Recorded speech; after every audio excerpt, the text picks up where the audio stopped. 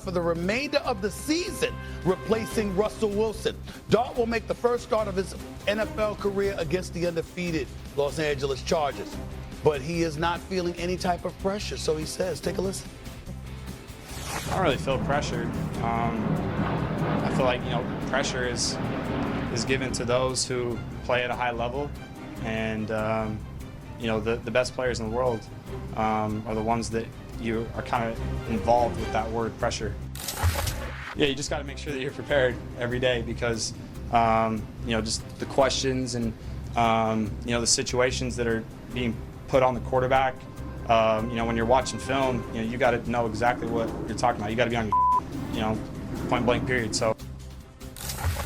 Usually I don't like going to you first, but I'll do it again because you are the resident quarterback on the panel this morning. How much pressure is on Dart to ball out right away? A ton. He's got to be the savior. He's got to save the head coach. He's got to save the general manager. He's got to save the organization. Giants have been a laughingstock for the better part of 10 years. They took him in the first round. Go back to draft night, and Brian Daboll saying to him, I'm trusting you, you're my guy. Dart's got to be the guy that saves the job. And I think that's the challenge is we all know this business. Everybody knows that the expectations are high and coaches have to win. It's not, I've heard people say, well, he's got to play well to save his job. No, he doesn't. He has to play well and win. They're not going to keep Brian Daboll if Jackson Dart looks good. He has to look good, and they're going to have to find a way to sniff 500 football in the next 14 weeks. So there's a ton of pressure on him to outperform a Mitchell Trubisky with John Fox, a Will Levis with a Mike Vrabel, a Jared Goff with a Jeff Fox. Yes.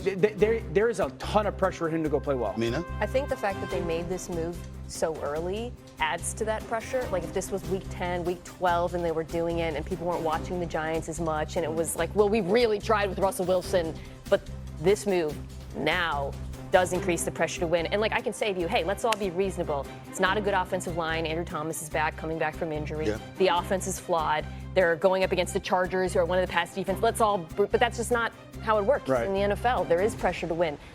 From my perspective, what I would want to see, just that he looks prepared and doesn't panic this week, and then he balls out against the Saints. That would be the expectation. Any expectation of him going crazy against the Chargers, I think, is unfair. But he should look prepared. That's what you want to see. RC? I love Jackson Dart's demeanor. I think Jackson Dart is incredibly talented as well. And you can see that this moment, at least it doesn't feel too big for him. But I don't think he has any pressure on him. Can't nobody else that play quarterback? Right? We know now, and I love Russell Wilson. We know now that Russell Wilson isn't the answer. And if you continue to play Russell Wilson, you're going to lose your best player in Malik Neighbors. Right? So you have to figure out a way to try to say, how do we salvage that relationship? How do we make one of the most talented players in the world show those things with the process and the progress and the production on Sundays, right? You got to do that part. What he said, they finna get the ball to one, right? They gonna figure that out. And the other piece of it is, to me, it ain't his job to go save Brian Daboll's job. It ain't his job to go save the organization. It's Jackson Dart's job to go be the best Jackson Dart. Yeah, but that's not real. But the other piece of it is too, though, from us, we got to be responsible the way Mina's talking about being responsible with who they play this week. And also, can I invoke a new rule? Please. That's a big deal. Okay. That I'm allowing you to invoke a rule. So you should be thankful. Wait to hear it first. You're right. Go ahead. Let's stop saying that Patrick Mahomes and Aaron Rodgers waited to play.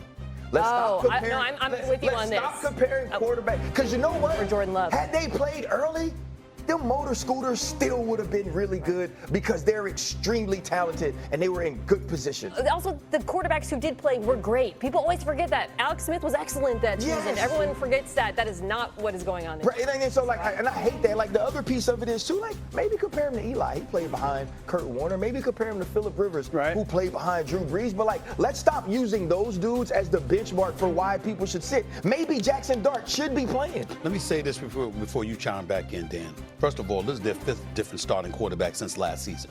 Let's get that out of the way to show you what kind of chaos exists with the New York Giants. Secondly, as I reminded the world just yesterday, I don't know why I have to keep reminding them of this. Since the Giants won the Super Bowl in 2011, they've been to the playoffs twice. They've had a winning record 3 times. That is horrible. This is a horrible, horrible organization right now. It's just the truth. It's just the truth. Don't look at me like that, RC. It's just the truth, okay? They're not good. They're not good. So now here we are with Jackson Dart, right? Hold on. Here we are with Jackson Dart, right? From my point. Ryan is absolutely right that it's not his job to say Brian Dable's job. Here's what I will tell you his job is, though. It is to do, to some degree, what Mina pointed out. To go out there, play well. Against the Saints, you should be able to look relatively decent. Chargers, maybe not so much. It would be nice if he does this. Here's the thing. If you go out there and you're good enough to give hope, because that's what this is all about right now. This is week 4. It's not going to save his job. No, that's not what I'm talking about. What I'm saying is, from an organizational perspective, you haven't given the crowd anything to cheer about. They're going to start wearing bags soon. I know New York, even though it's East Rutherford, New Jersey, it's swamp. It's close enough. I know New York. But what's the point of saying that? They're going to start wearing bags over their head. You're going to see. It's not an accident that half the fans in MetLife Stadium were from Kansas City. People got other things to do rather than walk out and see trash. They're not going to do it. But that's what he has to make sure he doesn't provide. No. Guys, we all know how this league works, man. Okay. Him going out and looking good is not going to change the outlook of the organization of the future when it comes to the job of the general manager and head coach. I love Brian Dable. I agree I'm with rooting that. for him. Yeah. They got to win. Eli started halfway through the season. Eli went 4-4. Okay, here's my pushback to the whole, it's not his job to save his job. I understand that. We both know it's real. All of us know that the head coach and his future is directly tied to, can you get that young man to play good and can you win football games? And I totally disagree that there's not an expectation that he can go revitalize and save the organization. It just happened last year in the division. If we're going to sit here and say the Giants have been a joke over the last 10 years, so is the Washington one until Jayden Daniels got there, and now they got new stadiums, and now they got people to go there.